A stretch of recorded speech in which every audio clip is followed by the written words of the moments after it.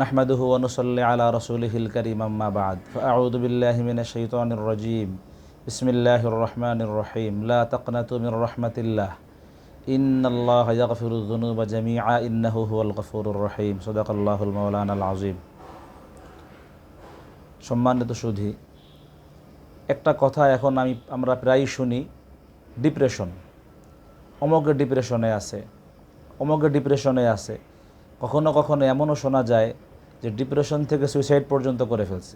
Depression মানে হতাশা, কোনো একটা বিপদ সামনে আসছে, কোনো একটা দুর্ঘটনা ঘটছে, যে কারণে সে হতাশ হয়ে গেছে। হতাশ হয়ে এখন সে কি করবে বুঝতেছে না। অনেক সময় মানুষে বুঝতে না পেয়ে, উপায়ান্তর না পেয়ে আত্মহত্যা পর্যন্ত করে ফেলে। কিন্তু আল্লাহ রাব্বুল আলামিন আমাদেরকে কোরআনে কারীমের মধ্যে বলেছেন, যে ব্যক্তি মুসলমান সে কখনোই হতাশ হইতে পারে না। যে ব্যক্তি আল্লাহর উপর বিশ্বাস রাখে তার জীবনে কোনো হতাশা, সে পেরেশানিতে পড়তে পারে কিন্তু হতাশ হইতেই পারে না। আল্লাহ রাব্বুল আলামিন বলেন, লা তাকনাতু মির রাহমাতিল্লাহ, হে আমার বান্দাগণ, তোমরা আল্লাহর রহমত থেকে নিরাশ হও না। ইন্নাল্লাহা ইয়াগফিরুয যুনুবা জামিআ, নিশ্চয়ই আল্লাহ তাআলা সমস্ত গুনাহ মাফ করে দিবেন। ইন্নাহু হুয়াল গফুরুর রহিম, নিশ্চয়ই আল্লাহ তাআলা অত্যন্ত ক্ষমাশীল, পরম দয়ালু। মানুষের উপর দুনিয়াতে যে আযাব গজব বিপদ আপদ আসে, এটার মূল কারণ হলো গুনাহ। গুনাহের কারণেই মানুষের উপরে বিপদ আপদ বালা মুসিবত আসে। আল্লাহ রাব্বুল আলামিন বলেন, মানুষের উপর যে বিপদগুলো আসে এটা তার গুনাহের কারণেই আসে। আল্লাহ রাব্বুল আলামিন কিছু গুনাহের শাস্তি দেন, বাকি অনেক গুনাহকে আল্লাহ পাক মাফ করে দেন। এজন্য যখন আল্লাহ রাব্বুল আলামিন আমাদের সমস্ত গুনাহই মাফ করে দিবেন, তো গুনাহ যখন মাফ হয়ে যাবে, বিপদ আপদ বালা মুসিবত এমনি দূর হয়ে যাবে। এজন্য কোনো অবস্থাতেই আমাদেরকে নিরাশ হওয়া যাবে না। আর অন্য আয়াতের মধ্যে সূরা ইউসুফের মধ্যে আল্লাহ তাআলা বলেন, নিরাশ হওয়া এটা কাফেরদের কাজ। লা তাইআসু মির রাউহিল্লাহ ইন্নাহু লা ইয়াইআসু মির রাউহিল্লাহি ইল্লাল কওমুল কাফিরুন।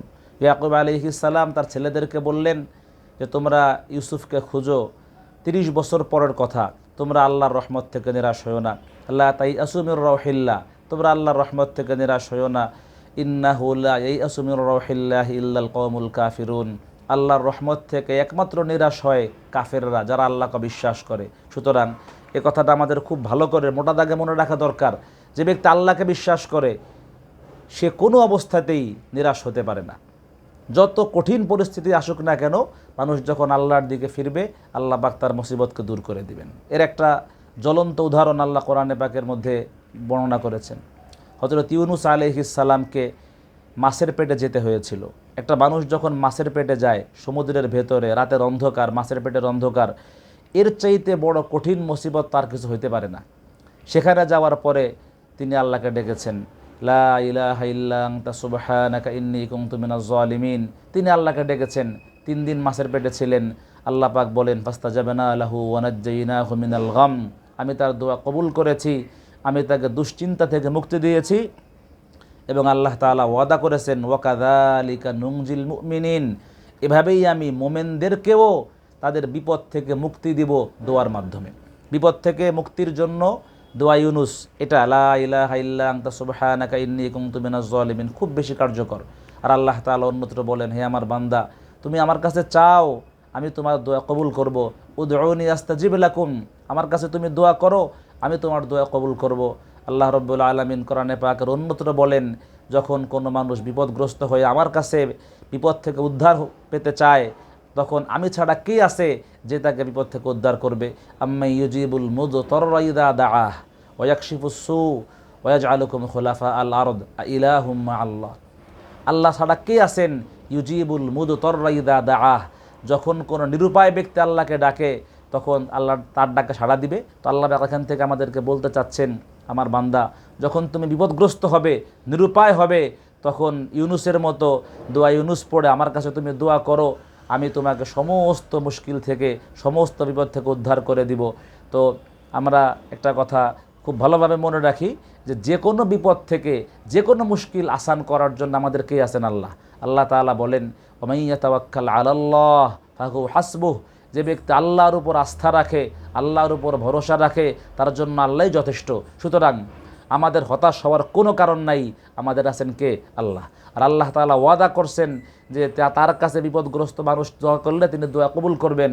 আর আল্লাহ পাক ওয়াদার খেলাফ করেন না। ইন্নাল্লাহা লা ইউখলিফুল মিআদ, আল্লাহ তাআলা কখনোই তার ওয়াদার ব্যতিক্রম করেন না। সুতরাং ভাইয়েরা আমার, আমাদের হতাশ হওয়ার কোনো কারণ নাই। যত বড় বিপদে আসুক না কেন, আমরা দোয়া ইউনুস পড়ে কাকতে মিনতি করে চোখের পানি ছেড়ে দিয়ে আল্লাহর কাছে দোয়া করব। বিশেষভাবে ফরজ নামাজের পরে এবং রাতের বেলায় ঘুম থেকে উঠে তাহাজ্জুদ নামাজের পরে দোয়া করব। আল্লাহ তাআলা আমাদের যত বড় বিপদই হোক না কেন সমস্ত বিপদ থেকে উদ্ধার করবেন আমাদেরকে আল্লাহ তাআলা। আল্লাহ পাক আমাদেরকে আল্লাহর উপরে ভরসা করার, যে কোনো বিপদে আল্লাহর কাছে দোয়া করার এবং এর সমাধান আল্লাহর থেকে নেওয়ার তৌফিক দান করেন। আমিন। ওয়া আখিরু দাওয়ানা আলহামদুলিল্লাহি রাব্বিল আলামিন।